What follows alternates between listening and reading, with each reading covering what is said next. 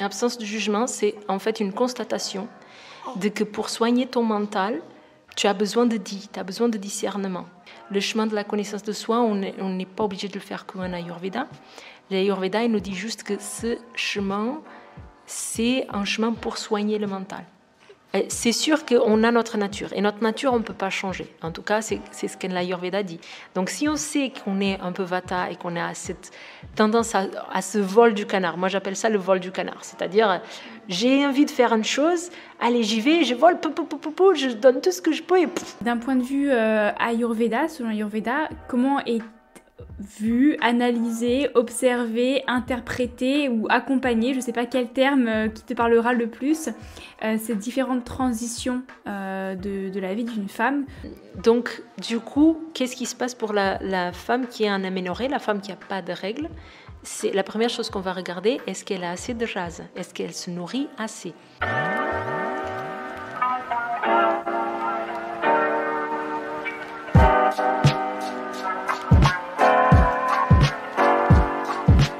On parle d'éclosion lorsqu'un animal sort de son œuf ou lorsqu'une fleur ou une graine s'ouvre. Éclosion signifie également l'apparition, la manifestation de quelque chose qui naît, qui sort de sa coquille, de son enveloppe. Dans ce podcast, je tends le micro à toutes celles qui désirent partager leur propre éclosion, leur propre manifestation, leur naissance ou leur renaissance. Toutes ces femmes que l'on croise un jour dans sa vie, avec leur histoire, leur remise en question et leurs convictions. Santé féminine, santé mentale, troubles alimentaires ou encore mode de vie plus durable et respectueux. Elles nous racontent leur récit de vie sans filtre ni tabou. Prépare-toi à écouter l'histoire d'une femme inspirante, car oui, chaque récit de vie est source de grand apprentissage. Je suis Alexandra Portail, hôte de ce podcast. Je te souhaite la bienvenue dans Éclosion.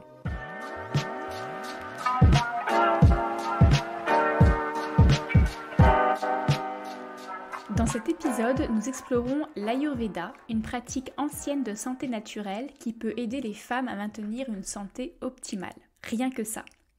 Nous discutons de l'importance de l'équilibre des doshas pour la santé féminine et comment maintenir cet équilibre grâce à l'alimentation, l'activité physique et les pratiques de gestion du stress. Pour creuser tous ces sujets, j'accueille Rita, conseillère en Ayurveda et naturopathe et fondatrice d'Ayur Nature. Nous discutons également de la façon dont l'Ayurveda considère les cycles menstruels et fournit des solutions naturelles pour aider les femmes à maintenir un équilibre hormonal sain de la puberté à la ménopause. Rita nous raconte également son histoire personnelle de femme et de maman qui a intégré des pratiques issues de l'Ayurveda pour l'accompagner durant toutes ses étapes de vie. Forte de nos expériences personnelles et de nos connaissances en naturopathie et en Ayurveda, nous partageons également des conseils pratiques pour aider les femmes à incorporer des principes naturels dans leur vie quotidienne afin de maintenir une santé optimale et de vivre une vie épanouissante. Que tu sois une femme qui cherche à améliorer ta santé féminine ou simplement intéressée par l'Ayurveda, cet épisode est une excellente ressource pour en savoir plus sur cette pratique ancienne de santé naturelle et ses avantages pour la santé féminine. Sans plus tarder, partons à la rencontre de Rita.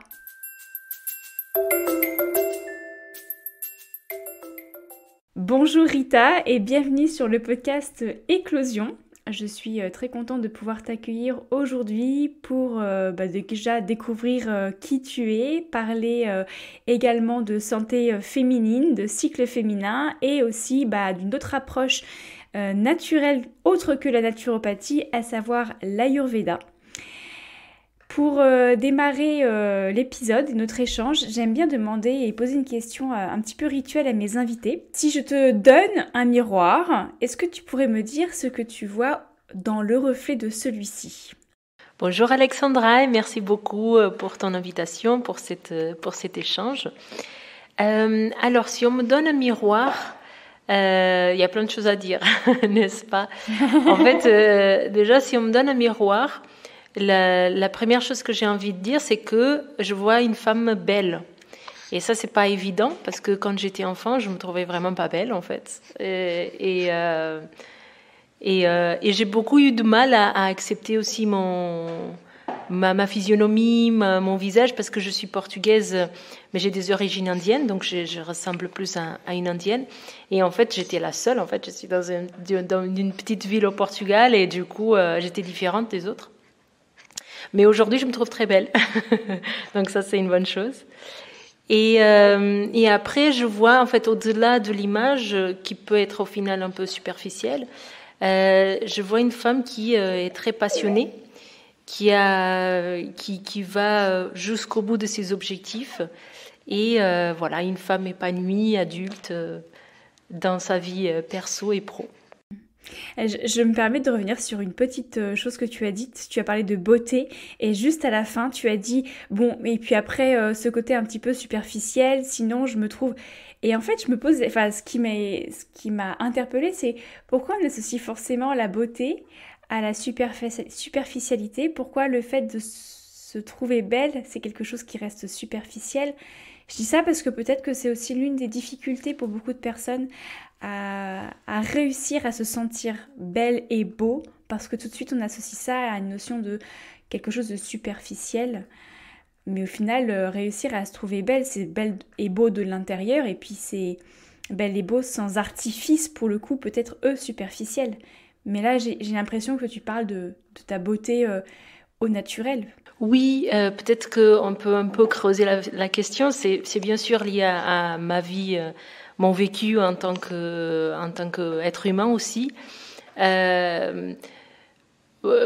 Mes parents, voilà, ils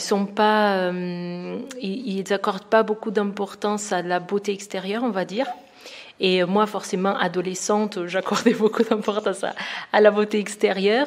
Et je me sentais, du coup, pas acceptée par ma famille, peut-être, surtout par ma maman. Mais en fait, je pense que c'était une phase, déjà l'adolescence. Aujourd'hui, j'accorde moins d'importance, mais je l'accorde cette importance à cette beauté extérieure parce qu'en fait, elle a un grand impact de comment on se sent à l'intérieur.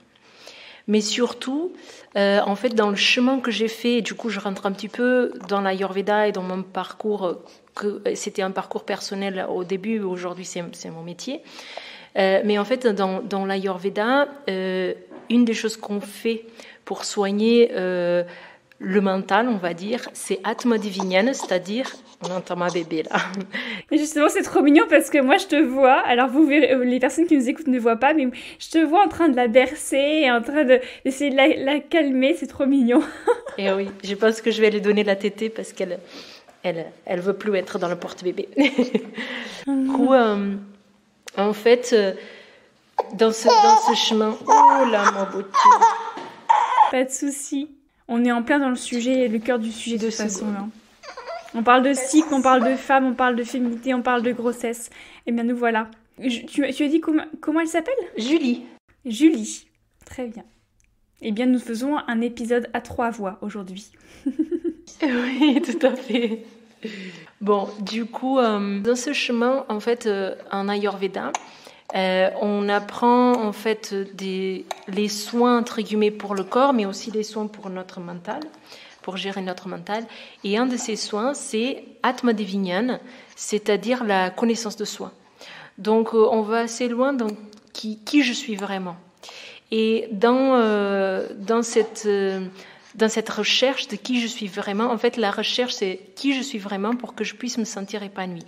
Je vais pas peut-être faire c'est pas trop le sujet, mais pour essayer de faire court, on peut se sentir, on peut s'attacher en fait à notre corps, on peut s'attacher à nos pensées, on peut s'attacher à tout un tas d'identifications qu'on fait. Par exemple, moi, je m'appelle Rita, je peux m'attacher à mon prénom, je peux m'attacher à ma nationalité, je peux m'attacher au pays où je vis, je peux m'attacher à mes enfants. Et toute forme d'attachement, c'est une forme qui peut nous conduire à une souffrance parce que cet attachement, c'est pas qui nous sommes en fait. Qui nous sommes, c'est notre âme. C'est ce qui nous vient par l'Ayurveda. Donc c'est qu'est-ce qui reste immuable, je sais pas comment on dit.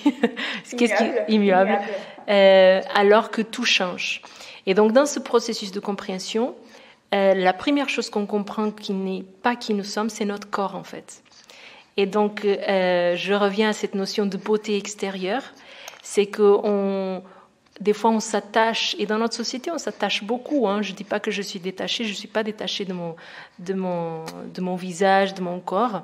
Mais si on est trop attaché à cette beauté extérieure, on souffre. Parce que le corps, il va vieillir et il va mourir. Et l'âme, normalement, elle reste dans cette vision de l'Ayurveda. Donc, voilà pourquoi j'ai utilisé le mot superficiel. C'est peut-être pas le bon mot. Mais en fait, aujourd'hui, j'ai la conscience que mon corps, mon visage, ma beauté, elle est comme elle est aujourd'hui. Elle n'a pas été la même avant, elle ne sera pas la même dans le futur, et c'est OK. Mais en attendant, en fait, je n'ignore pas cette beauté extérieure non plus, parce qu'elle fait partie de qui je suis aujourd'hui, matérialisée là, on va dire. Donc, je vais plus loin que ça. Mais pour conclure, comme tu dis, voilà, le plus important, c'est vraiment cette beauté qui vient de l'intérieur. On a plein de bruit de bébé. Il y a la petite une qui a fait le nez de tété. Donc, c'est cette beauté qui vient de l'intérieur qui, finalement, elle est très liée à nos pensées, à notre mental, à toutes ces choses-là. Ouais. Non, mais puis c'est aussi peut-être comprendre que tu le disais que la beauté extérieure, effectivement, on peut considérer, enfin c'est pas qui nous sommes finalement, c'est pas notre âme. Néanmoins, c'est quand même ce qui nous reflète à l'instant T, c'est notre aspect extérieur, c'est notre enveloppe extérieure. Donc ça reflète une partie de nous et notamment ça reflète notre âge à l'instant T, et d'apprendre à aimer de manière inconditionnelle cette enveloppe-là qui de toute façon va évoluer avec l'âge, avec nos choix, avec tout ce que l'on peut entreprendre dans la vie, et apprendre, même si c'est compliqué, à aimer chaque partie de son corps à n'importe quel moment de son existence. Et là, je pense que c'est d'apprendre, c'est vraiment s'aimer et aimer sa beauté. Oui, c'est extrêmement important, oui, en effet. Donc ça fait partie du processus, et c'est ça que je voulais dire quand j'ai commencé à dire je m'aimais pas, en fait, quand j'étais une gamine, en fait, je me trouvais moche, etc. Et en fait, avec le temps, en fait, plus on s'aime qui on est, en fait, plus on aime toutes ces parties du corps et les rides quand elles arriveront, etc., quoi. C'est en fait à aimer chaque chose. Et il y en a des auteurs qui vont jusqu'à dire aimer ses douleurs aussi, parce que ça fait partie de notre vécu, ça fait partie de qui nous sommes, en fait. Donc oui, c'est ça. C'est extrêmement intéressant, et je pense que c'est la bonne approche pour être bien au final, pour être bien avec soi. Et à chaque moment de sa vie. Exactement. Tu disais que du coup, le soin en question, c'était de trouver finalement qui on était, notre vraie âme. Mais c'est très très compliqué. Et tu parlais d'identification. Effectivement, on s'identifie à plein de choses. On pense qu'on s'identifie à plein de choses qui nous définissent. Notre métier, par exemple, aussi, mais aussi des maladies. Je pense souvent aux personnes cancéreuses qui s'identifient à leur cancer. Moi, j'ai beaucoup de personnes autour de moi dans mes accompagnements qui souffrent de troubles du comportement alimentaire. Donc, je suis anorexique, je suis boulimique, je suis la maladie ou je suis le trouble, alors qu'on est largement autre chose que ça, et on n'est surtout pas ça, justement. Et je pense que c'est important de réaliser ce cheminement. Mais moi, peut-être pour donner un petit peu de concret, je suis certaine qu'il y a plein de personnes qui nous écoutent et qui se posent la question, mais comment elle a fait, Rita, pour aller se connecter à son âme? Est-ce que tu pourrais peut-être nous expliquer très très rapidement, ou peut-être juste donner quelques indications sur le soin dont tu parlais, qui nous aide à essayer de retrouver ou de trouver tout simplement qui nous sommes vraiment? Alors, c'est pas un truc qu'on peut faire en un podcast, c'est quelque chose qu'on fait toute la vie. Ok, c'est pas, en fait, je suis pas un gourou dans une grotte ou une personne qui est épanouie chaque seconde de sa vie. Ok, j'ai tous les doutes, j'ai toutes ces choses-là comme tous les êtres humains. En fait, c'est juste que l'Ayurveda, elle nous montre un chemin. Elle nous montre un chemin qui est presque à l'opposé de ce qu'on apprend dans notre société. Et du coup, comme c'est quelque chose qui est très différent, ça nous fait... on ne peut pas rester indifférent, en fait. Il y a quelque chose qui nous touche, en fait. Il y a quelque chose qui est de l'ordre... C'est que de la logique et c'est comme si on connaissait déjà. En fait, quand on entend l'Ayurveda, c'est que du bon sens, c'est que de la logique et ça nous touche vraiment dans notre hridayam, comme on dit en sanskrit. Hridayam, c'est souvent traduit comme cœur, mais c'est pas le cœur physique, c'est vraiment cette chose qui est le cerne, la chose la plus importante, la plus centrale à l'intérieur de nous.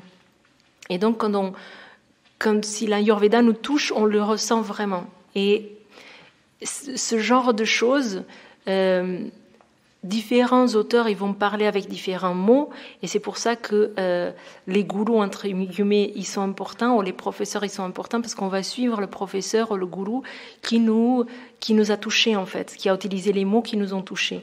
Mais la philosophie elle va être la même derrière. La philosophie c'est toujours d'aller à la rencontre du soi. Maintenant le sujet il est très complexe. Je peux essayer de le faire de façon simple, mais selon l'Ayurveda, pour qu'on soit en vie, pour que la vie elle soit possible, il y a le besoin de la jonction de 3 choses. Le corps, le mental et l'âme. L'âme, c'est qui nous sommes vraiment. Donc, âme, c'est une traduction déjà du mot atma en sanskrit. Et beaucoup de personnes ils ne sont pas d'accord avec cette traduction parce que quand on parle d'âme, on est beaucoup dans des traditions catholiques, etc. Donc on peut avoir une connexion au mot âme qui n'est pas celui que l'Ayurveda veut dire en fait. Mais moi je traduis parce que je pense que c'est quand même plus facile pour les gens de se rendre compte de quoi on parle. Donc quand on parle d'atma, cette âme, c'est vraiment cette chose qui ne change pas, qui ne change jamais. Okay. On ne va pas imaginer une âme d'un être qui est décédé, qui reste là, c'est pas du tout ça. C'est qu'est-ce qu'il y a en moi qui n'a jamais changé. Donc, et si on croit dans les différentes vies, qu'est-ce qui ne change pas d'une vie à l'autre. Et donc cet atma, c'est l'observateur. Donc une autre signification, une autre traduction d'atma, c'est avyakta, celui qui ne peut pas être vu, mais qui voit tout. Donc il est juste observateur, il n'a pas d'action dans le monde. Donc l'action dans le monde, on le fait par le mental et par le corps. Donc par le corps, on peut prendre quelque chose, on peut marcher, la locomotion, on peut voir, etc. Par le mental, on a nos pensées. Et nos pensées, ce sont des actions aussi. Donc ce qui crée la maladie dans le corps, ce qui crée la maladie, c'est le corps et le mental. L'atma ne crée pas de maladie. Donc pour le corps, l'Ayurveda, c'est surtout une médecine, si on veut utiliser ce mot, mais elle nous apprend beaucoup de soins pour le corps, mais elle nous apprend aussi trois soins en fait, qu'on peut utiliser pour le mental. Di, Dairya et Atma Divinyana. Di, c'est le discernement, savoir qu'est-ce qui est bon et mauvais pour moi, en fait. Donc si on est dans l'alimentation, par exemple, je sais que le yaourt n'est pas bon pour moi, mais ce matin j'en ai envie quand même parce que c'est la gourmandise. Et du coup, j'ai pas écouté mon di. J'ai pas écouté mon discernement et je suis allée, je suis mangé le yaourt alors que je savais que à ce moment-là, c'était pas la meilleure chose pour moi. Et c'est bien ou c'est pas bien selon l'Ayurveda d'avoir ce genre de comportement? Il n'y a pas de jugement là-dessus. D'accord. Voilà, il y a l'absence de jugement. L'absence de jugement, c'est en fait une constatation de que pour soigner ton mental, tu as besoin de di, tu as besoin de discernement. Parce que si tu ne respectes pas ton di et que par exemple tu as mangé ton yaourt, tu vas avoir des conséquences qui sont néfastes parce que c'était pas bon pour toi à ce moment-là. Et tu le savais en fait. Et donc tu es allé au-delà de ton discernement et tu n'as pas fait ce que ton discernement t'a dit et du coup tu vas avoir des conséquences. C'est tout. Donc un soin pour le mental, c'est d'écouter son discernement. Di. Dairya, c'est le courage de effectuer ce que notre di il nous dit. Donc mon discernement, il me dit que c'est important que je mange pas le yaourt. Dairya, c'est le courage de pas manger ce yaourt. Que tu n'as pas eu ce matin. Tu n'as pas eu ce courage-là, par exemple, si tu as mangé ce matin. J'ai eu ce matin parce que tu m'as vu. Non, mais en ce moment, tu vois, c'est là que c'est intéressant. En ce moment, je crois que le yaourt, il est bon pour moi. Même si on ne trouve pas de yaourt de bonne qualité, Même si, je pense qu'en ce moment, je ne sais pas parce que c'est l'allaitement, je ne sais pas ce qui se passe, mais pour moi, j'ai l'impression que c'est bon en ce moment. Par contre, où je n'ai pas écouté mon daïria, et là, je suis en train de le faire, c'est que je ne devrais pas être en train de faire ces podcasts parce que ma bébé, elle est éveillée, qu'elle a besoin de moi. Donc là, je ne suis pas en train d'écouter mon discernement. Et donc, j'ai eu le discernement parce que je me le suis dit, et je n'ai pas eu le daïria, le courage de te dire non, Alexandra, est-ce qu'on peut reporter à plus tard? Tu vois. Mais on peut reporter à plus tard. On peut. Maintenant, et du coup, si on continue, pourquoi le courage à ce moment-là? Enfin, là, on prend le cas concret du podcast, mais pourquoi qu'est-ce qui peut amener les personnes à ne pas venir respecter leur dit et du coup à ne pas faire preuve de courage? Alors, imaginons ce cas présent-là. Je sais pas, je me suis dit, bon, Alexandra, elle est là, du coup, elle est venue exprès parce que je l'ai dit, la bébé, elle dort, elle est arrivée, je vais pas lui dire maintenant de repartir. Tu vois, c'est plein de choses. Mais du coup, comme je me suis pas écoutée, on est en train de faire ce podcast, mais j'ai quand même un degré de stress, j'ai un degré de culpabilité parce que ma bébé, elle veut me faire de sourire, elle veut me regarder, et là je regarde plutôt la caméra. Voilà, donc pour ma santé, c'est pas bon, tu vois. Et Atma Divignana, donc le troisième, c'est la connaissance de soi. Donc ça, c'est connaître qui nous sommes. Et donc, qui nous sommes, c'est on travaille couche par couche. Par exemple, dans le Vedanta, qui est parallèle, qui est une autre science védique, on va se détacher, comprendre déjà qu'on n'est pas notre corps. On va comprendre qu'on n'est pas notre mental, parce que nos pensées, elles changent aussi tout le temps. On va comprendre qu'on n'est pas la joie non plus. Par exemple, quand on est très épanoui, quand on est très heureux, comprendre qu'on n'est pas ça, parce que des fois on est très triste aussi. Donc c'est couche par couche. Et puis le chemin de la connaissance de soi, on n'est pas obligé de le faire qu'en Ayurveda.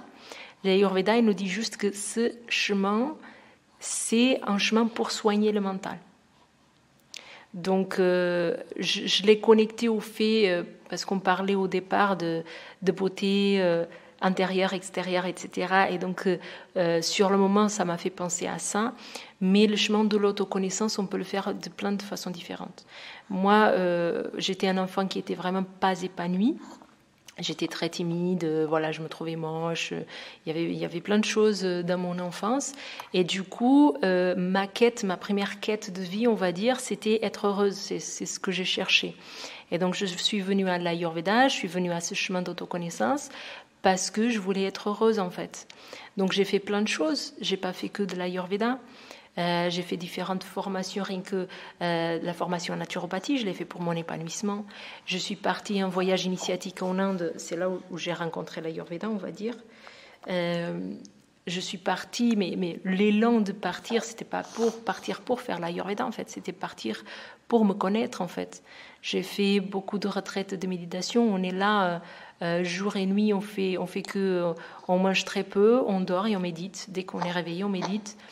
Et il y a des choses qui se passent, en fait, quand on abandonne un petit peu sa vie d'avant, on va dire, et qu'on est là que pour soi, en fait. On se reconnecte à soi, on comprend des choses sur soi qui, des fois, ne sont pas faciles à comprendre, mais, et à accepter surtout. Mais ça nous fait évoluer sur ce chemin d'autoconnaissance et ça nous fait nous aimer plus, en fait, aussi. Et puis on revient, quand je suis revenue de mon voyage initiatique, c'est un choc, en fait, parce que c'est facile d'être épanoui, de méditer toute la journée quand on n'a aucune obligation, quand on sait qu'on est dans un ashram, qu'il y a quelqu'un qui s'occupe à manger, etc. Donc quand je suis revenue, déjà il fallait que je fasse à manger, déjà ça demande un certain effort. Le temps, il passe vite, en fait, on a les bruits de la ville, etc. Et puis, quand j'ai eu des enfants, laisse tomber, en fait. Tu as des personnes qui ont besoin de toi tout le temps, donc t'occuper de toi, ça passe très souvent en deuxième plan.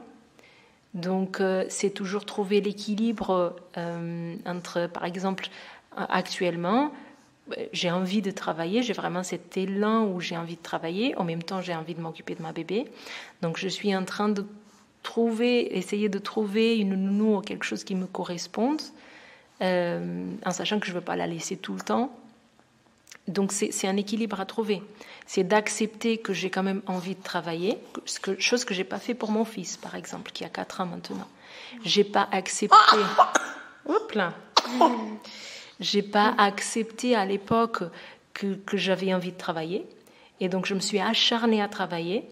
Donc, je m'occupais de lui toute la semaine. Et le week-end, je faisais 12-14 heures de travail. Donc, parce que mon conjoint, il s'occupait de lui. Mais du coup, c'était un stress pas possible. On ne se voyait plus. Donc, encore une fois, je n'étais pas à l'écoute. Je n'étais pas prête. Déjà, je pense que je n'avais pas le discernement de me rendre compte que c'était mieux de laisser mon fils à une nounou. Donc forcément, comme j'ai pas eu d'aïria, j'ai pas eu le courage de le faire.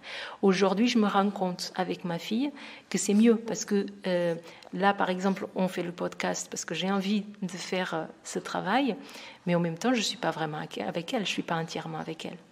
Donc c'est pas bon pour elle, c'est pas bon pour moi. Donc je me rends compte maintenant, il me dit non, il faut que je trouve une nounou. Maintenant, c'est le courage de le faire. Moi, j'ai contacté des nounous, j'ai pas trouvé la nounou encore. et donc tout ça, c'est lié aussi à l'autoconnaissance, qui je suis et à chaque instant. Tu parlais qu'on change tout le temps. Et c'est vrai, on change tout le temps. Donc aujourd'hui, je suis prête à accepter des choses que j'ai pas pu accepter il y a 4 ans avec mon fils. Et demain, ça sera différent, etc. Et tu disais que l'âme, c'est quelque chose justement qui est inchangeant, qui ne change pas. Est-ce que ça ne change pas vraiment, quelle que soit notre évolution personnelle et notre âge et l'expérience que l'on vit? Et également, est-ce que c'est quelque chose qui ne change jamais et qui ne changera jamais malgré peut-être les situations de suradaptation que l'on choisit, comme tu prenais par exemple l'exemple de ton fils où tu es allé à l'encontre de ce qui était bon pour toi. Est-ce que malgré tout ça, malgré toutes les vagues et les tempêtes de la vie, vraiment l'âme, c'est quelque chose qui ne change pas de notre naissance jusqu'à notre mort, on va dire la mort de notre première vie, sachant que tu as mentionné le fait qu'on pouvait avoir plusieurs vies, etc. Ça, c'est une autre croyance, mais voilà, est-ce que c'est vraiment quelque chose qui ne change pas et qui ne changera jamais, quelles que soient les décisions que l'on prend selon les contextes? Qui prend les décisions? Pour moi, c'est le mental. Ok, donc le mental, c'est pas l'âme. Donc on peut poser ces questions-là jusqu'à donc qu'est-ce que c'est l'âme? Donc toutes les choses dont tu parles, donc les questions qu'on se pose, les décisions qu'on prend, donc qui prend les décisions? Qui met en pratique les choses? Le corps. Donc on peut continuer comme ça, à poser toutes ces questions, et on va toujours avoir la réponse, c'est le corps, c'est le mental. Donc qu'est-ce qui est l'atma? C'est celui qui ne fait pas en fait, c'est celui qui observe, tout simplement. Donc dans cette perspective de l'Ayurveda, dans cette approche védique en fait, parce que ça vient pas que de l'Ayurveda, ça vient dans toutes les approches védiques, l'âme c'est l'observateur. En fait, c'est tout ce qui existe. C'est beaucoup plus complexe. Je ne veux pas rentrer dans des philosophies profondes, mais on apprend la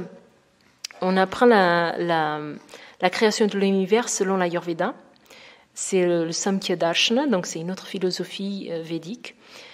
Et dans le Samkhya Darshana, on comprend, et c'est très semblable en fait, il y a beaucoup de ponts qu'on peut faire avec le Big Bang. Et en fait, au départ, en fait, il y avait tout qui existait et il y avait le rien. Donc tout ce qui existait, c'était tout. À part ça, il n'y avait rien. Donc c'était rien. Et donc ce tout qui existait, c'était Purusha. On appelle ça Purusha ou Brahma, voilà, il y a différents... Ou Atma aussi, c'est une autre signification. Et donc après, ce Purusha, il a commencé à se diviser. Il y a eu la Prakriti qui est née de Purusha. Et donc on a eu la dualité. Et après, ça a continué. Et ça a continué à se diviser jusqu'à qu'on arrive à la matérialité avec les 5 éléments. Donc, Akash, l'espace, Vayu, l'air, Agni, le feu, Agni au Tejas. Après, on a Ap, au Jal, qui est l'eau, et on va avoir finalement la terre Prithvi. Et donc ces 5 éléments, ils existent sous forme subtile et après ils vont se matérialiser. Et quand ils se matérialisent, en Ayurveda, on va les associer, on va les rejoindre pour former 3 énergies qu'on appelle les 3 doshas. Vata, qui est l'air et l'espace, Pitta, qui est le feu et l'eau, donc le feu qui circule dans l'eau, dans un milieu liquide, et Kapha, qui est la terre et l'eau. Et du coup, on a un qui est un peu plus subtil, on va dire, un peu plus aérien, qui est le Vata, et un qui est plus solide, plus consistant, qui est le Kapha. Donc, tu m'as parlé de qu'est-ce qu'il y a comme changement au long de la vie.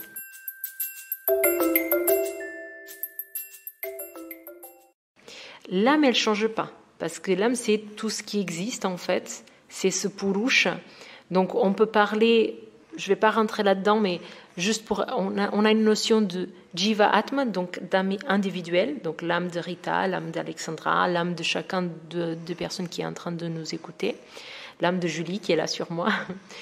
Et après, on a la notion de Para-Atman, donc cette âme universelle qui serait Purusha.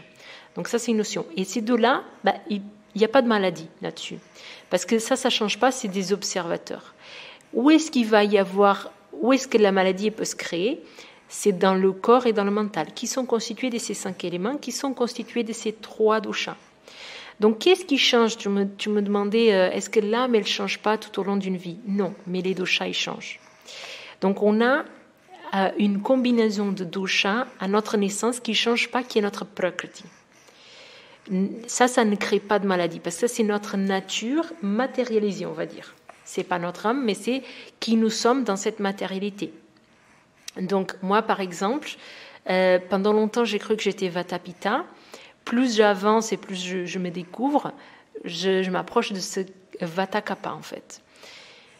Donc, j'ai ces 2 énergies de naissance. Ça veut dire qu'on a cette constitution de base qui a été créée au moment où maman et papa, ils ont fait l'amour, en fait, au moment de notre conception, avec l'énergie qu'ils avaient, maman et papa, et l'endroit, et saison, etc. Ça donnait une combinaison qui est ce qui nous sommes là, dans cette vie.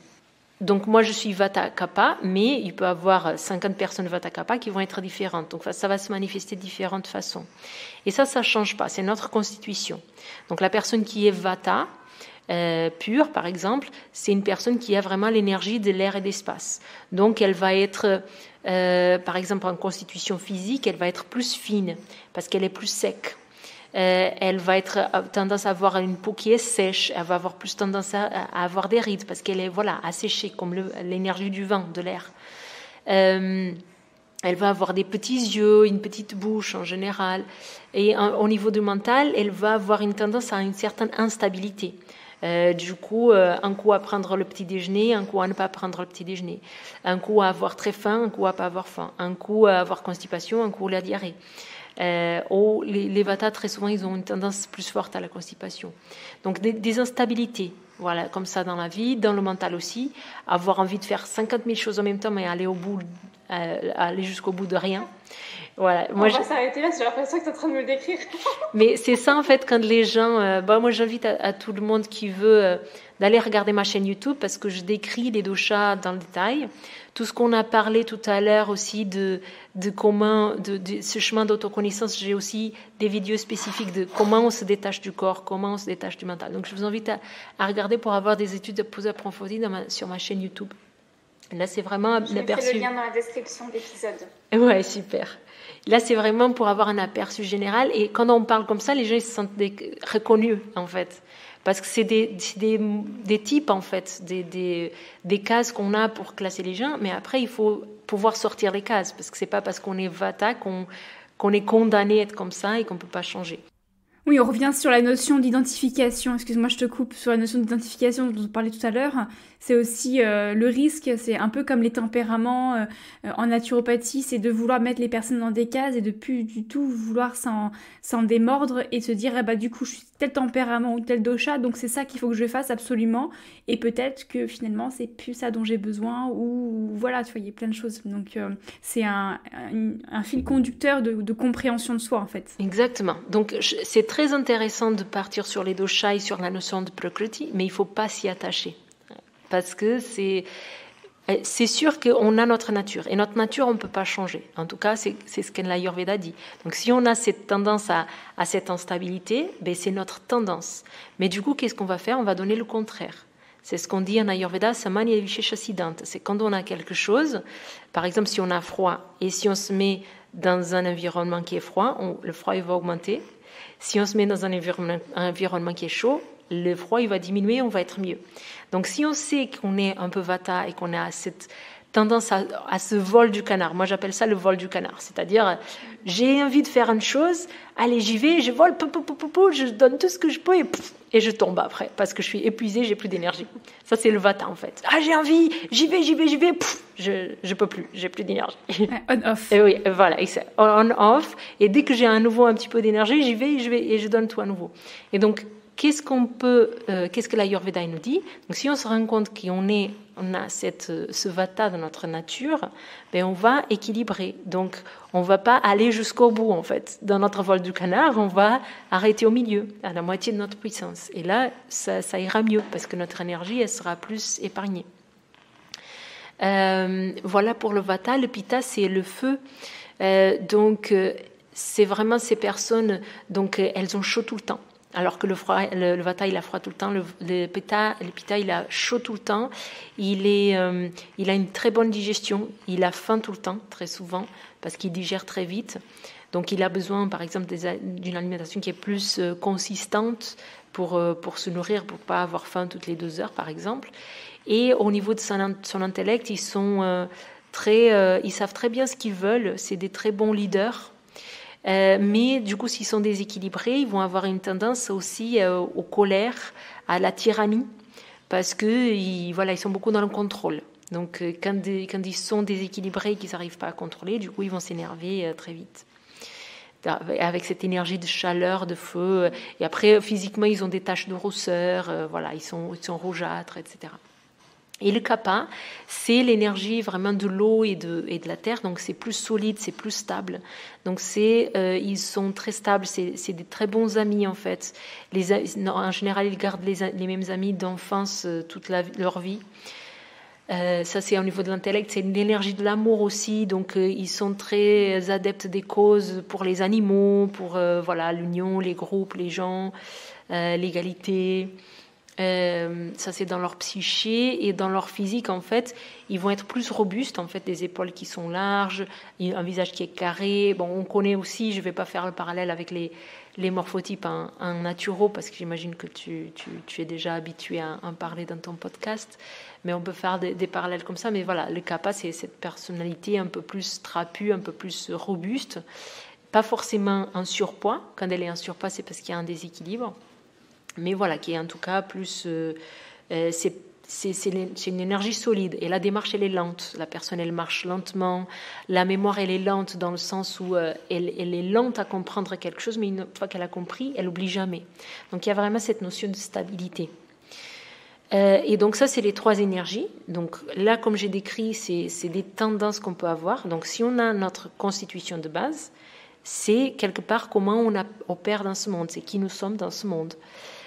Mais avec le temps, il y a des déséquilibres qui se mettent en place. Et ces déséquilibres, ils peuvent se mettre en place très tôt, même quand on est dans le ventre de notre maman. Et quand ces déséquilibres ils se mettent en place, ils commencent à cacher notre nature. Donc des fois, c'est pour ça qu'on a beaucoup de mal à trouver notre nature. Et moi, avec toutes les années d'expérience que j'ai en ouvrant une école, etc., je n'ose pas dire à une personne en premier rendez-vous quelle est leur constitution, parce que c'est quelque chose qui prend longtemps à être sûr. Il faut enlever un petit peu les couches de déséquilibre pour trouver un petit peu cette nature. Et donc les déséquilibres, ils sont normalement du même dosha de la nature de la personne, mais ça peut être d'autres. Pourquoi est-ce que normalement c'est de la même nature? Parce que si par exemple je suis vata et que j'ai cette tendance à l'éparpillement et à m'épuiser très rapidement parce que j'épuise mon énergie, comme c'est ma tendance, je vais engendrer des déséquilibres parce que j'ai abusé de cette tendance. Mais il se peut que je suis par exemple dans un environnement qui est très Pitta-Kapha, par exemple, et que du coup, je vais développer d'autres types de déséquilibres. Donc moi, par exemple, j'ai beaucoup de déséquilibres Pitta, et donc longtemps, j'ai pensé que j'étais Vata-Pitta. Et avec le temps, en fait, tellement mon Vata était déséquilibré aussi, et ils sont un petit peu opposés, mon Kapha était vraiment enfui, donc on ne le voyait pas trop. Et plus je travaille sur mes déséquilibres, plus ce Kapha il vient à la tonne. Même si je suis toute fine, que j'ai une morphologie vraiment Vata. Mais le Kapha, il est bien présent avec le temps, ça se manifeste. Donc voilà, pour les déséquilibres. Et les doshas, ils vont être présents dans tout. Donc les saisons. Donc il y a des saisons qui sont plus froides, donc il y a des saisons qui sont plus Vata. Le printemps, il est plus Kapha, par exemple. L'arrivée du printemps, c'est très Kapha. L'été, avec la chaleur, etc., ça va être plus Pitta. Donc on va avoir ça dans les saisons, on va avoir ça dans les horaires de la journée. Donc le matin, quand on se réveille, donc juste avant le lever du soleil, on est dans une phase Vata. Donc en général, les rêves un peu plus agités, etc., si on a des réveils nocturnes qui se passent dans cette phase juste avant le lever du soleil, dans les 3 heures, 4 heures selon l'époque de l'année, c'est parce que Vata, il est aggravé. Et donc on va avoir ces réveils nocturnes. Enfin, une des explications, bien sûr. Moi, j'aime pas appliquer les choses de façon dogmatique. Il peut y avoir plein de raisons pour un réveil nocturne, mais ça pourrait être une explication, une aggravation de Vata. Au réveil, en fait, on est dans une phase Kapha. En fait, il y a beaucoup de stabilité. C'est pas au réveil, c'est au lever du soleil. Parce que selon l'Ayurveda, on devrait se réveiller à ce moment-là, un petit peu avant le lever du soleil. Donc après le lever de soleil, on est dans une phase Kapha et c'est une phase qui est idéale pour faire des activités. Par exemple, si on veut faire une activité physique, c'est le bon moment. Si on veut pratiquer la méditation, c'est le bon moment parce qu'il y a beaucoup de stabilité. On est très stable dans notre corps, dans notre mental. Après, à midi, il va y avoir une phase qui est Pitta. Donc c'est le meilleur moment pour faire le repas le plus copieux de la journée, parce que c'est le moment où notre digestion, notre feu, il va être à fond, donc on va digérer mieux. Après cette phase Pitta, il y a le Vata qui va rentrer. Donc si on va travailler l'après-midi, on va éviter les choses où on doit être trop concentré, parce que notre concentration va être plus difficile que le matin. Donc c'est mieux de faire des choses manuelles, par exemple, des choses qui nous permettent l'activité et de équilibrer une éventuelle tendance à l'éparpillement qu'on puisse avoir l'après-midi. Et puis le soir, en général à partir de 18h, encore une fois, ça dépend de l'horaire du lever et du coucher de soleil, mais en fin de journée, on va dire, et avant le coucher de soleil, on rentre à nouveau dans une phase Kapha. Donc c'est à nouveau une phase de stabilité. Donc en général, c'est là où on va se calmer un petit peu. Si on a encore le bain aux enfants à faire, bon, on va s'occuper de ça. Mais c'est bien d'avoir un petit peu de temps pour soi. C'est bien de ne pas être en train de courir tout le temps. Et après, voilà. Après, il y a la phase Pitta qui se met en place. Donc si on a loupé notre sommeil doit se mettre en place quand on est dans une phase Kapha. Si on a loupé notre sommeil, c'est en lien aussi avec les cercles circadiens. Pardon. C'est un peu la même logique, c'est que si on a dépassé un petit peu une certaine heure, du coup on va avoir beaucoup de mal à s'endormir. Et en Ayurveda, on explique ça parce que c'est la phase Pitta. Si la phase Pitta elle s'est mise en place, il y a un certain éveil qui se met en place et du coup on va avoir beaucoup de mal à s'endormir. Donc il faut essayer de s'endormir dans cette phase Kapha. Donc il y a tous ces changements de journée, de saison, les changements de vie, tout ça va s'expliquer par les doshas. Et toi, c'est ton sujet en fait, les cycles de la femme aussi. À chaque fois qu'il y a un changement, il y a le Vata qui est impliqué, parce que le Vata, il est très susceptible, il est très sensible. C'est l'énergie de l'air et de l'espace. Donc, n'importe quel changement, ça va bousculer le Vata. Et donc, quand on est une femme et quand quand on parle de toutes ces phases du cycle au quotidien, mensuel, quand on parle de grossesse, quand on parle d'accouchement, en Ayurveda, on est tout le temps en train de parler du Vata. Le Vata, le Vata, le Vata. Et qu'est-ce qu'il faut faire? En fait, il faut protéger ce Vata parce qu'il va partir en live, en fait. Il va s'aggraver. Il va s'aggraver forcément. Un accouchement, voilà, déjà une grossesse, la femme, elle prend beaucoup de poids, elle a beaucoup de changements hormonaux. Donc, qui va s'aggraver là? C'est le Vata. Et il va s'aggraver, mais à petit feu, parce que ça se passe sur 9 mois, 10 mois, en fait, selon ce que disent les textes. En fait, les textes, ils disent que si le bébé il veut rester 10 mois, il n'y a aucun problème, en fait. Le problème, c'est l'équipe médicale, hein, parce que j'en ai eu plein de femmes autour de moi ces derniers temps qui ont dépassé cette fameuse date de terme et qui ont eu une provocation d'accouchement. Oui, aujourd'hui, surtout en France, on a l'accouchement, la grossesse, l'accouchement, ils sont extrêmement médicalisés. Donc, il y a des alternatives qui commencent à se manifester, donc les casas de naissance, les choses comme ça. Mais c'est vrai qu'on nous fait très peur, en fait. On médicalise trop cette étape naturelle de la vie de la femme. Et très vite, on nous parle des horreurs qui puissent arriver si on ne fait pas ci, si on ne fait pas ça. Et comme on est très déconnecté, parce que dans nos sociétés, on est très déconnecté de soi, en fait, on ne se fait plus confiance. Et je parle pour moi aussi, même en étant dans l'Ayurveda, c'est mon métier. La première grossesse, je l'ai vécue d'une certaine façon. Là, cette deuxième grossesse, franchement, on m'a fait peur pour des tests, des ci, de ça. Je n'étais pas sereine. Et c'est l'équipe médicale qui fait ça, mais c'est aussi le fait qu'on soit un peu déconnecté de soi et qu'on se fasse plus trop confiance. Est-ce que tu penses que tu avais des raisons au fond de toi de ne pas être sereine, ou tu penses que c'est vraiment l'extérieur qui t'a mise dans un contexte un petit peu de crainte et voire de panique? Moi, après, c'est mon approche, c'est très subjectif, mais je pense que ça part toujours de nous. Même si on a un environnement qui est très stressant, si nous on est bien, on arrive à faire face. Par contre, un environnement stressant, il va forcément nous influencer. Moi en particulier, cette grossesse, j'ai eu le décès de ma maman. Donc ça a été dur et forcément, mon mental il était très éparpillé, mon vata était aggravé et quand c'est comme ça, le di et le dai, comme on parlait au début, ils sont pas au rendez-vous parce que les discernements, en fait, il faut être très calme dans son mental pour pouvoir prendre des bonnes décisions. Donc pour cette grossesse, j'avais fait le choix en début de grossesse d'accoucher dans une casa de naissance, donc pas de péridurale, pas de respect de tout un tas de choses jusqu'aux limites légales qu'ils ont, parce qu'il y a plein de choses qu'ils ne peuvent pas nous laisser faire aussi. Mais du coup, j'ai fait un pas en arrière parce que je ne me sentais pas prête, en fait, moi. Je pense que pour faire un accouchement naturel, il faut être vachement bien, en fait. Il faut être vraiment bien dans son corps, dans sa tête et se faire confiance. Et je n'étais pas dans cet état. Donc j'ai eu quand même ce discernement de me dire non, je préfère... C'est mieux pour moi d'avoir une équipe qui s'occupe et j'en suis pas capable aujourd'hui. Et donc j'ai accouché à l'hôpital et j'étais ravie en fait.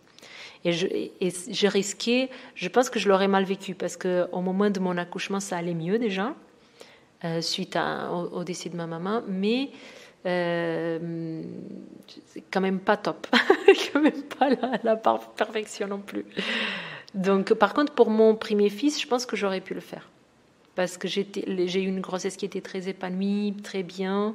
Et l'accouchement s'est mal passé parce qu'on ne m'a pas respecté mon projet de naissance.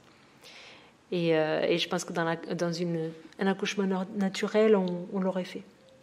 Je pense. Après, toujours, on sait les choses on sait que ce qu'on vit. Petit intermède musical pour te rappeler qu'il t'est possible de soutenir ce podcast et de le faire rayonner autour de toi en le dorant d'une note 5 étoiles sur Apple Podcast ou Spotify et en y associant ton commentaire. mais aussi et surtout en le partageant à ton entourage. Ce petit geste a un énorme impact sur la mise en avant de cette émission. Aussi, tu peux découvrir le reste de mon travail tel que mon livre Plus jamais malade, un guide pratico-pratique en santé naturelle auto-édité, ou encore mon programme Ciao Pilule pour accompagner en douceur l'arrêt de la contraception hormonale en te rendant sur mon site internet www.hygienedevie.fr avec le chiffre 2. Merci pour ton écoute et maintenant je te laisse rejoindre le fil de notre conversation. Du coup, tu as commencé à mentionner le cycle de la femme. Alors, le cycle de la femme dans la vie d'une femme, à savoir les différentes grandes étapes par lesquelles elle va passer. Tu as parlé de la grossesse, mais il y a aussi la ménarche, il y a aussi la ménopause, la préménopause. D'un point de vue Ayurveda, selon Ayurveda, comment est vu, analysé, observé, interprété ou accompagné, je ne sais pas quel terme qui te parlera le plus, ces différentes transitions de la vie d'une femme. Donc j'ai bien compris que chaque changement, que ce soit au sein du cycle menstruel, de type plutôt mensuel, que les différentes étapes de la vie d'une femme, on a le vata qui est mis en jeu. Est-ce qu'il y a d'autres éléments particuliers à prendre en considération et pour mieux accompagner peut-être ces différents changements? Alors, la règle d'or, c'est apaiser le vata. Maintenant, on a différentes techniques pour faire ça selon la problématique.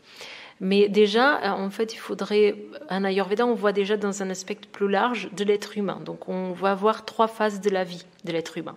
Donc, on a l'enfance, l'âge adulte, on va dire, et le troisième vie, en fait, le troisième âge. Et du coup, à chaque fois, il y a une phase de transition. Donc, quand on est né, il y a une phase de transition du bébé avec la maman jusqu'à qu'il y ait cette phase de l'enfance. Après, il y a la puberté qui correspond à une phase de transition. Et il y a la ménopause qui est une phase de transition. Ménopause, andropause pour les hommes, ménopause pour les femmes. Donc, l'enfance, c'est une âge kapha. Donc, c'est pour ça que l'âge kapha, rappelez-vous, c'est l'eau et la terre.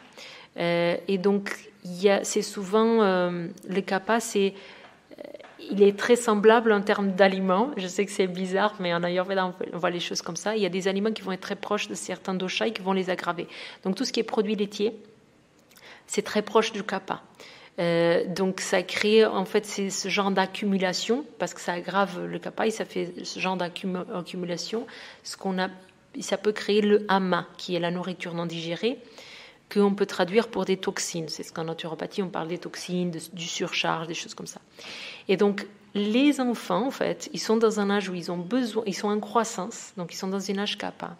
Ils ont besoin de tous ces aliments qui sont nourrissants. Ils ont besoin de toutes ces choses-là, mais du coup, c'est un âge où il y a la croissance, mais il y a aussi le chargement, en fait. Ils sont un peu chargés. Et du coup, naturellement, en fait, et c'est pas négatif, c'est une transition, c'est une phase normale de la vie. Et du coup, c'est pour ça aussi qu'il y a beaucoup de tendance à des problèmes ORL, etc. Parce que c'est des problèmes qui sont kapha, en fait. Tout ce qui est ORL, sensation de mucus dans la gorge, le nez bouché, tout ça, les sinus pris, tout ça, c'est des aggravations de kapha. Donc c'est pour ça que ça arrive beaucoup lors de l'enfance. Les allergies, des choses comme ça, aussi c'est lié à kapha. Après, on a la puberté. Et donc là, il y a une phase de transition, une phase de changement où on va vers l'affirmation. Donc on était enfant, on était dans un âge kapha, cocooning, croissance, et là on va vers un âge pitta, le feu, l'affirmation de soi. Je veux exister. Exactement. On a tous vécu ça, l'adolescence. Il y a des hauts et des bas. Et donc l'adolescence, la puberté, c'est cette phase de transition. Transition, ça veut dire vata en fait. Vata y est impliqué, donc il y a des hauts et des bas. C'est en général à ce moment-là que les jeunes filles vont avoir ces règles pour la première fois. Donc, alors, comment on va étudier ce cycle pour la femme? Est-ce que le cycle il est irrégulier? S'il est irrégulier, c'est qu'il y a un vata qui est aggravé. Au début, c'est normal qu'il soit peut-être irrégulier.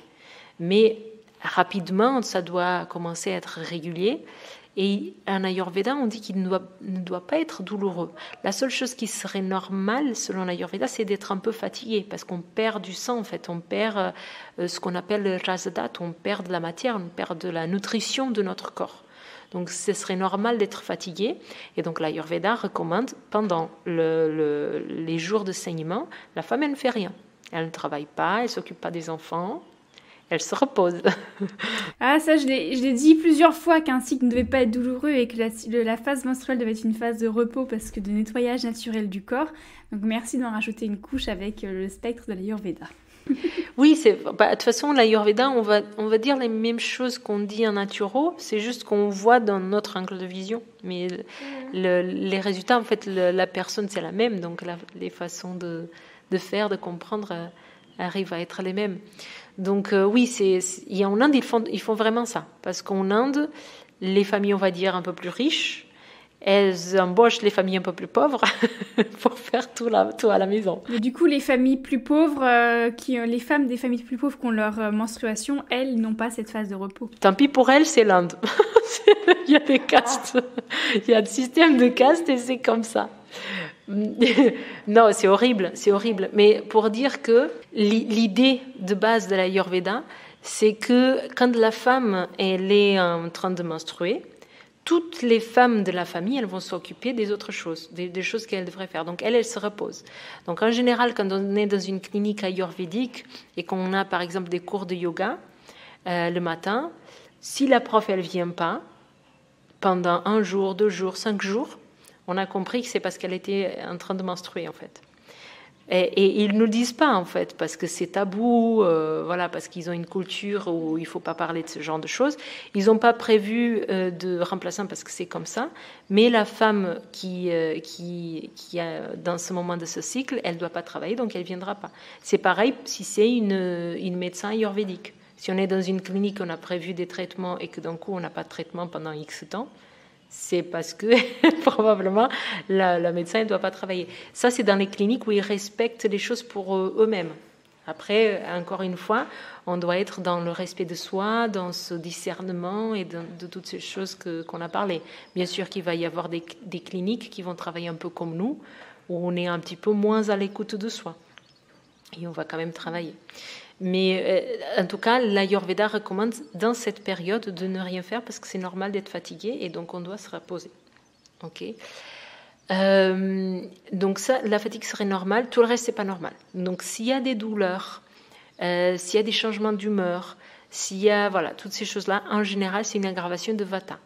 Et donc on va devoir mettre en place des traitements pour Vata. Il y a différents types de traitements.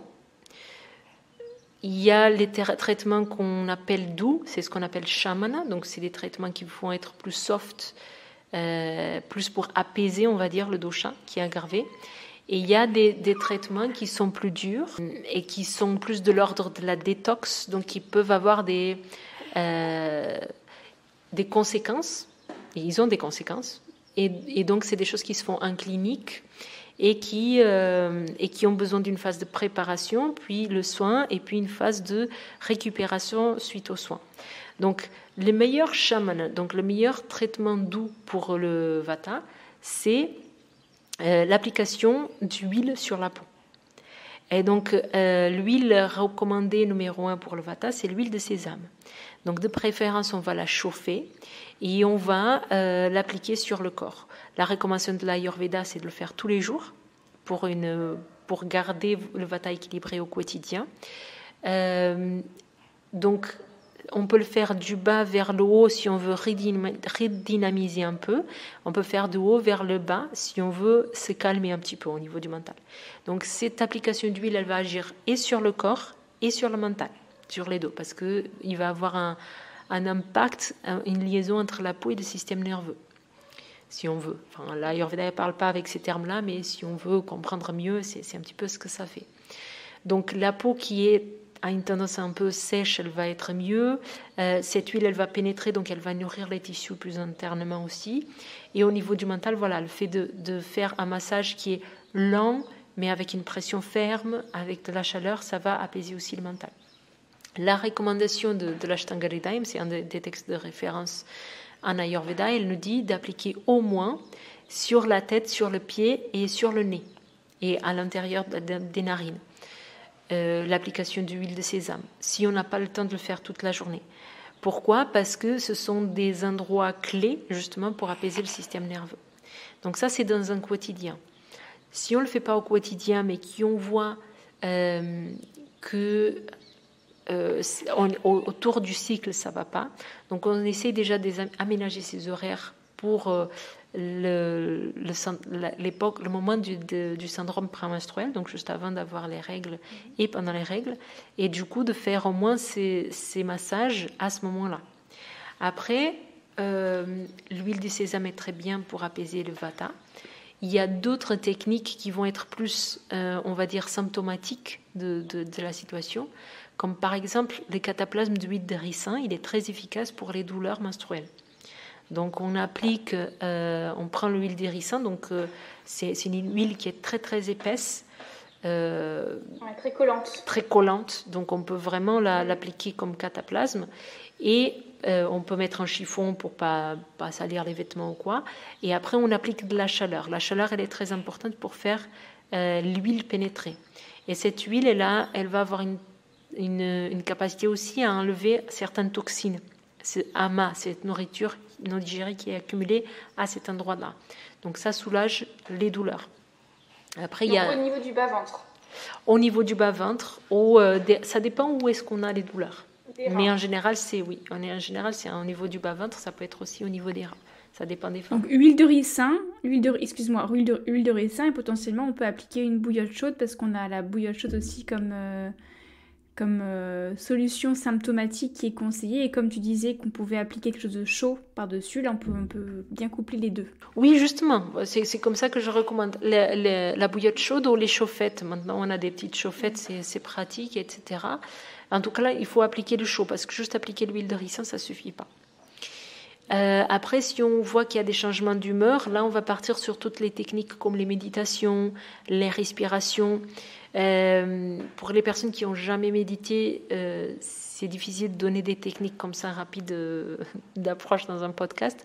Mais les respirations, par exemple, le 4-8, c'est facile et ça agit bien ça agit aussi sur les douleurs d'ailleurs, mais surtout pour ces changements d'humeur. Donc, essayez plusieurs fois par jour de se poser et de faire 3 respirations ventrales, c'est-à-dire on inspire, on gonfle le ventre, on expire, on vide le ventre et on essaye de ne pas solliciter au-dessus, parce que si on sollicite le plexus solaire, c'est un plexus justement qui va être lié à un tas d'organes, et notamment au niveau de notre système nerveux, et que du coup va solliciter parfois des émotions et du stress, etc. Donc essayez de faire une respiration ventrale, ça va permettre vraiment de rester apaisé dans ce système parasympathique, comme on dit en naturopathie. Donc inspirer sur 4 temps et expirer sur 8 temps. On compte, voilà, à l'inspire on compte 4 temps, à l'expire on compte 8 temps, et on fait ça 3 fois, plusieurs fois par jour. Donc ça aide par exemple pour les sauts d'humeur, etc. La respiration la plus adaptée pour apaiser le vata, c'est le Nadi Shodhana. La respiration alternée avec les narines. Exactement, mais bon, comme il y a le mudra, qu'il faut mettre les doigts de certaines façons. Mais sur ma chaîne YouTube, vous avez des vidéos, vous pouvez aller voir comment on l'a fait. Mais voilà, l'idée, c'est de faire une respiration qui est alternée. Quand le vata il est très aggravé, on a la sensation de manquer d'air, en fait. On a la sensation de ne pas tenir cette respiration. Et donc, il faut s'accrocher parce que c'est ça, justement, qui va apaiser le vata. Voilà pour certaines techniques qu'on peut faire pour un syndrome prémenstruel. Si le cycle n'est pas régulier, donc encore une fois, le problème c'est soit dans le corps, soit dans le mental. Donc on peut opter par partir sur les techniques non interventionnistes, si on peut dire comme ça, c'est-à-dire l'alimentation et la gestion du mental. Donc l'alimentation, c'est vraiment faire des réglages alimentaires, voir notre petit déjeuner, déjeuner, etc. Les techniques pour le mental, ça va être plus méditation, voilà, instaurer des routines tous les jours qui vont permettre d'être bien et de rééquilibrer ce cycle naturellement. Les techniques un peu plus interventionnistes, ça va être avec des plantes. Donc, il y a notamment le shatavari. Enfin, je ne veux pas trop donner de plantes parce que c'est vraiment du cas par cas. Donc, je parle du shatavari parce que c'est la plante de la femme à tout âge de vie, en fait. Donc, on ne se trompe pas trop, sauf si on a trop d'amas, sauf si on a trop de nourriture non digérée. Le shatavari peut aggraver ça. Mais sinon, c'est vraiment la plante de la femme qu'on peut prendre sans trop se tromper. Mais après, il y a d'autres plantes qui sont plus spécifiques, qui vont agir un petit peu sur le côté hormonal aussi. On a des plantes occidentales, donc tant qu'à faire, pourquoi pas utiliser ces plantes que sûrement vous avez déjà parlé dans d'autres podcasts, l'alchimie. Pas mal de plantes dont je parle assez souvent et que je présente également dans différents contenus. Mais c'est vrai que j'avais vu quelques plantes sur l'Ayurveda qui étaient intéressantes, mais bon, c'est du cas par cas.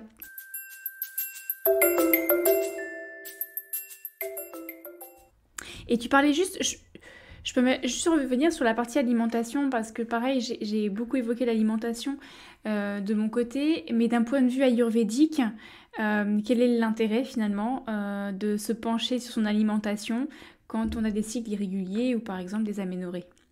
Donc pour répondre à la question, il faudrait que je rentre un petit peu dans l'anatomie physiologie ayurvédique.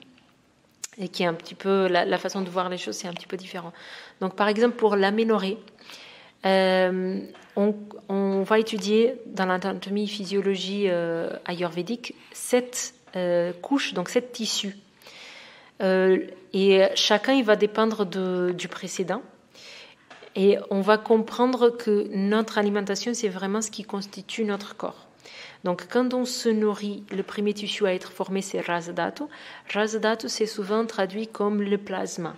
Mais c'est plus que ça. C'est une traduction qui n'est pas effective, mais il n'y a pas de traduction parfaite. Mais Rasa Dhatu, c'est celui qui nourrit le corps. Voilà, il va nourrir tout le corps.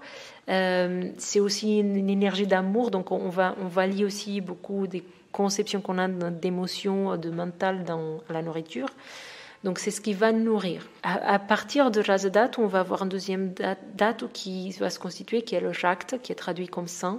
À partir de Rakta, il y a Mamsa, qui est les muscles qui vont être constitués, etc., etc. Donc, il y a 7 tissus. Et des fois, on va avoir, par exemple, un problème dans le tissu osseux, et on va se rendre compte que le problème, il vient du premier tissu. Donc, tous les dhatus vont être affectés, par exemple.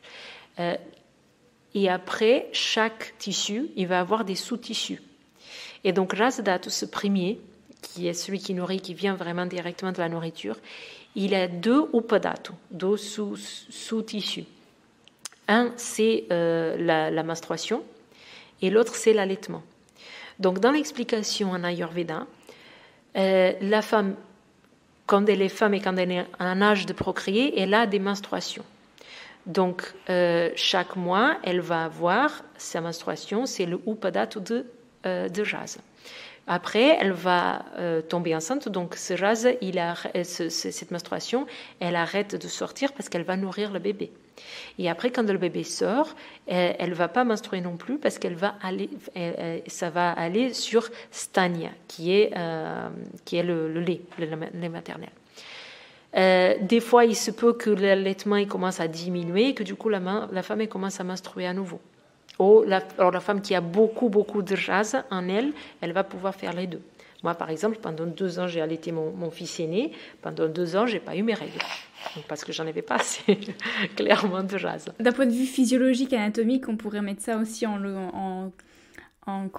en coïncidence, mais en lien avec les hormones. L'hormone de la lactation, qui est la prolactine, qui bloque la synthèse des autres hormones sexuelles, donc le cycle hormonal. Oui, exactement. Et de toute façon, le fonctionnement du corps, il va être le même, c'est juste que les explications. Mais c'est la même chose, en fait.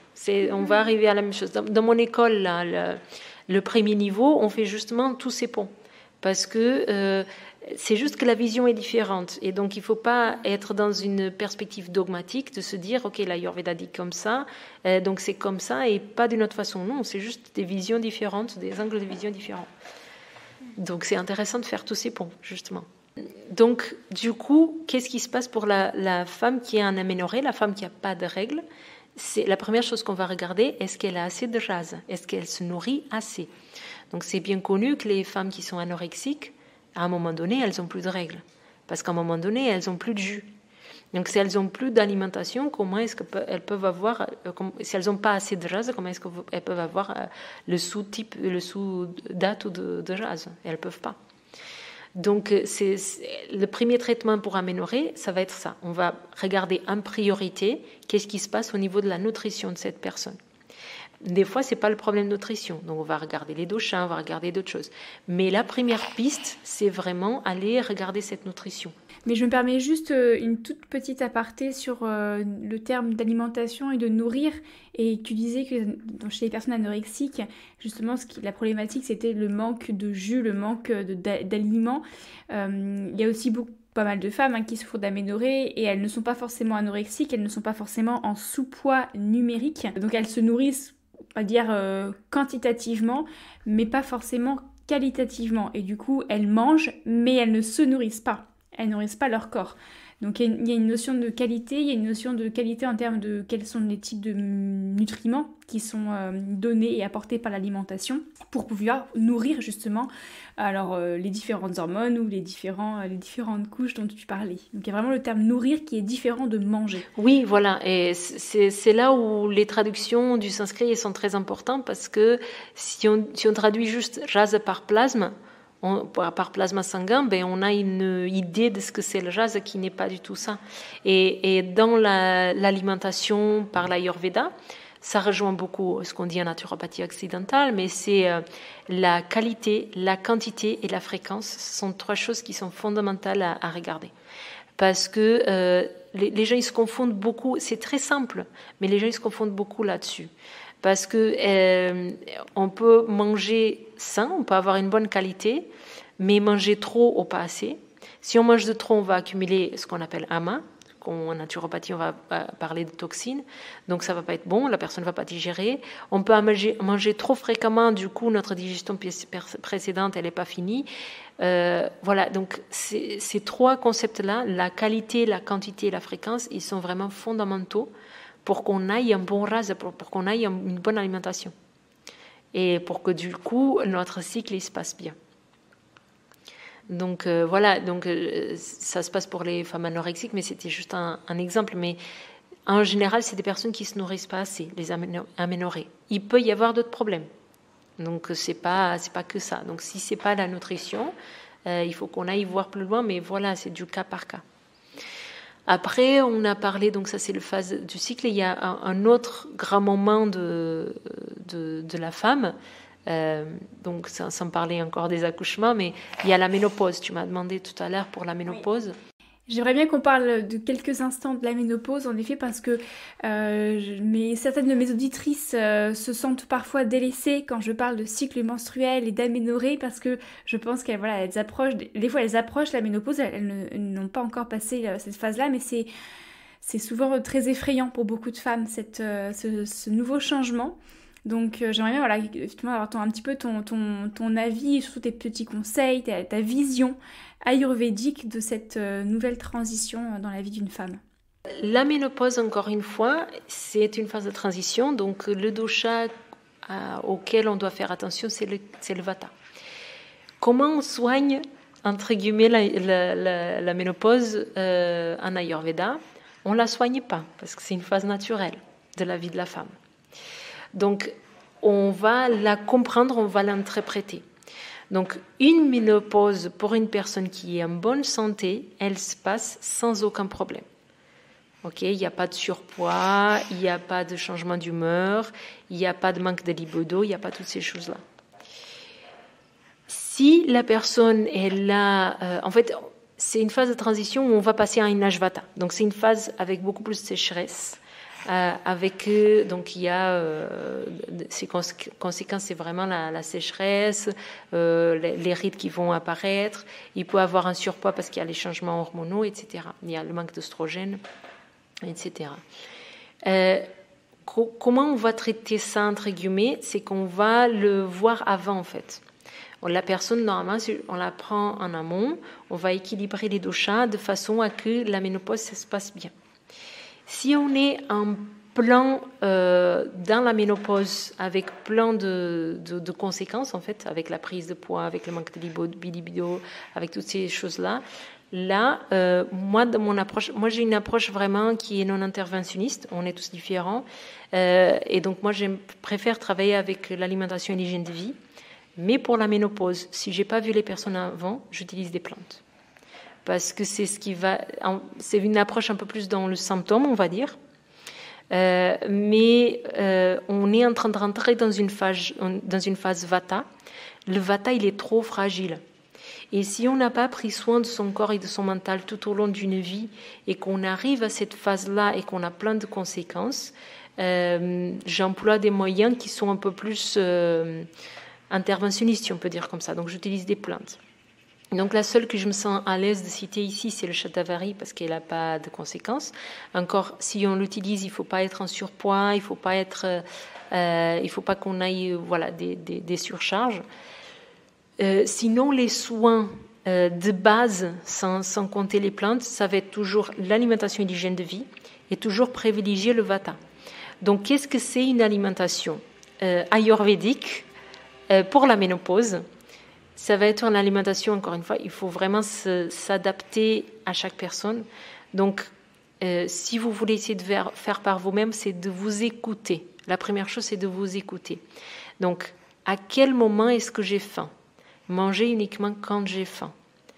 Quelle est la quantité que je dois manger? Donc, ressentir la sensation de satiété. Ça, c'est les choses de base. Je sais que c'est des choses de base pour tout le monde, mais si on est arrivé au stade de ménopause et qu'on n'a pas acquis ça ne sert à rien qu'on passe à des niveaux supérieurs si on n'a pas changé la quantité, fréquence et qualité de nos aliments. Parce que les plantes, elles vont durer le temps qu'elles durent. Et après, on va rester avec des conséquences parce qu'on n'a pas changé notre alimentation. Donc en général, parce que c'est une phase, on va rentrer dans une phase qui est vata, on a besoin des aliments qui sont plus nourrissants. Donc on va se rabattre sur des céréales et sur des légumineuses si on les digère. En général, les légumineuses, comme sont un peu plus asséchantes, très souvent la personne qui ne digère pas, qui est de type vata, qui a un problème de digestion lié à des aggravations de vata, il a du mal à digérer les légumineuses. Mais du coup, on va essayer de commencer par les lentilles corail ou des haricots mongols qui sont plus digestes.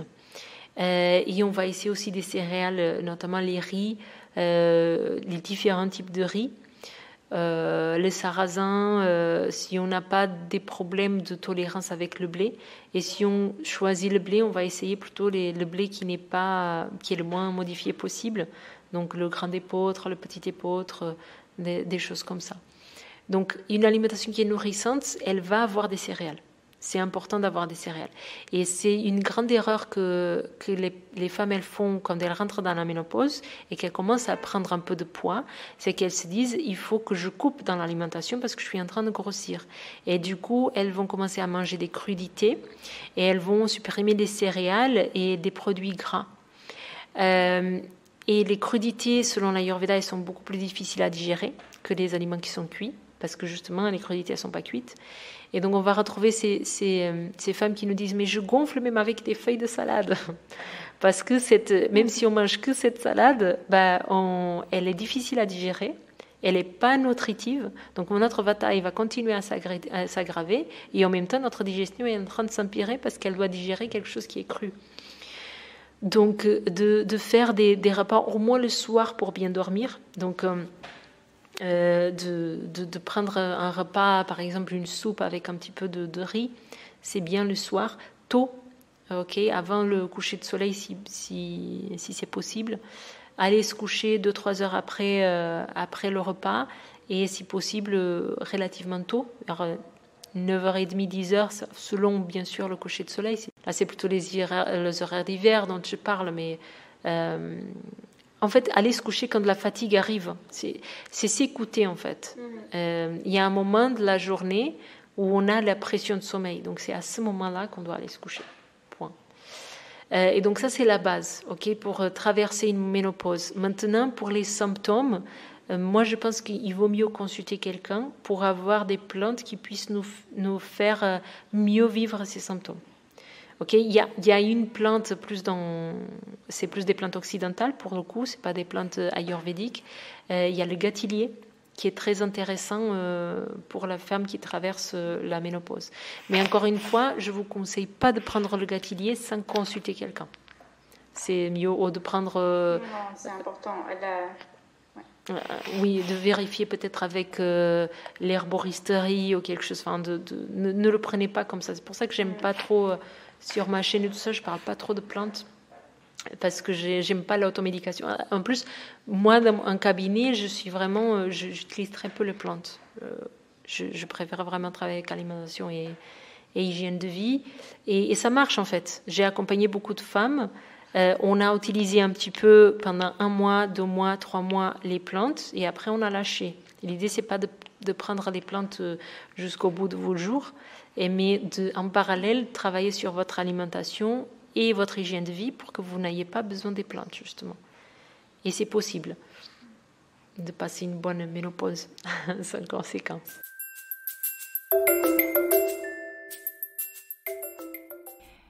Merci beaucoup Rita pour tous ces conseils déjà pratico-pratiques et aussi cette vision que tu as pu apporter sur le cycle de la femme parce que c'est une vision que moi je n'apporte jamais, hein. Donc bien complémentaire. Pour tranquillement clôturer notre échange, j'aimerais peut-être te demander si toi tu avais quelque chose que tu aurais aimé aborder aujourd'hui et que je n'ai pas forcément... une question que je n'ai pas forcément posée, voilà, un sujet que tu voulais aborder, un message supplémentaire à faire passer. Moi, je pense que s'il y a un message que l'Ayurveda peut nous apporter, pour nous, de tous les jours, c'est vraiment cette écoute, en fait. Quoi que ce soit notre âge de vie, quoi que ce soit le moment de notre cycle ou de notre vie de femme, c'est vraiment être dans cette écoute. Et des fois, on choisit de ne pas prendre la meilleure solution pour nous, mais si on le sait, tout va mieux en fait. C'est comme là tout à l'heure, je vous disais, j'ai opté par faire le podcast même si j'ai ma fille. Donc j'ai eu un peu plus de stress, etc. Mais c'est un choix en fait, c'est un choix qui a été fait en conscience. D'ailleurs, on a coupé un petit peu le podcast au milieu pour que je puisse m'occuper un peu d'elle et après on est revenu. Mais c'est important d'être à cette écoute, mais aussi de ne pas trop culpabiliser si on a plusieurs projets, plusieurs choses et qu'on opte par une solution. Mais c'est juste le savoir. Okay. Donc si on a des problèmes avec notre cycle, si on a un problème de syndrome prémenstruel, si on a des symptômes avec notre ménopause, d'essayer de comprendre, de se poser pour comprendre pourquoi ils sont là, de s'écouter en fait. Qu'est-ce qui va me faire du bien à ce moment-là? Et du coup, d'essayer tant que possible de respecter nos choix, de respecter nos besoins physiologiques, nos besoins mentaux. Et si on opte pour faire quelque chose qui ne va pas dans le sens de notre santé, entre guillemets, d'accepter aussi ces symptômes. Ça nous permet d'accepter mieux les conséquences de quelque chose qu'on a fait. Si on arrive à la ménopause et qu'on n'a rien compris de pourquoi est-ce qu'on doit subir ça, c'est qu'on ne sait pas assez regarder en fait. On n'a pas assez de recul sur comment on a vécu notre vie et sur qu'est-ce qu'on a fait, comment notre corps, comment notre mental il a vécu les choses. Donc c'est essayer de s'écouter et de se respecter au maximum. S'écouter, apprendre à se connaître et respecter ce que l'on est, c'est l'une des choses les plus fondamentales, je pense, dans la vie d'un individu. Pour autant, je pense, l'une des plus compliquées.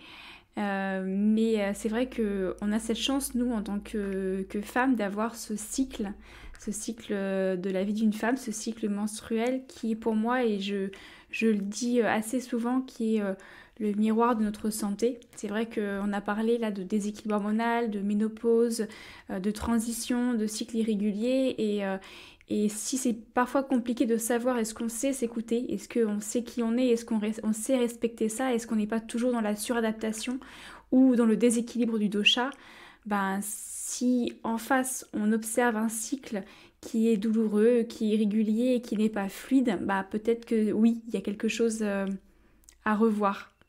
J'ai plusieurs, donc je finis juste par dire que sur ces sujets, en fait, je ne l'ai pas dit, mais sur ma chaîne, je n'ai pas mal de vidéos sur la grossesse, l'allaitement, la ménopause, tout ça. Donc, vous pouvez aller regarder, c'est Ayur Natur, A-Y-U-R, plus loin N-A-T-U-R.